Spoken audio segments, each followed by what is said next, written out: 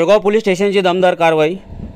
2 गावठी कट्ट्यासह 8 जिवंत कारतूस, 4 मॅगझिन, 2 स्कॉर्पिओ गाड्या व 11 मोबाईल असा एकूण 13,35,400 रुपये किमतीचा मुद्देमालसह 8 आरोपी जेरबंद। सदरची कारवाई पोलीस अधीक्षक राकेश ओला अहमदनगर, अप्पर पोलीस अधीक्षक प्रशांत खैरे अहमदनगर, उपविभागीय पोलीस अधिकारी सुनील पाटील उपविभागीय शेगाव यांच्या मार्गदर्शनाखाली पोलीस निरीक्षक Samadhan Nangare, police constable Abasaheb Gore, police constable Kale, police नामदार Adinath Waman, police constable Shyam Gunjal, police constable Bhagwan Sanap, police constable Rahul Khedkar, police constable Sampat Khedkar, police constable Rahul Atre, police constable Prashant Andhale, police constable Eknath Garkal, चालक पोलीस नायब धायतडक व होमगार्ड अमोल काळे, शिंदे रवी बोदले तसेच दक्षिण मोबाईल सेलचे पोलीस कॉन्स्टेबल राहुल गुड्डू यांनी केले असून वरील गुन्ह्याचे तपास सहपोलीस निरीक्षक धरमसिंग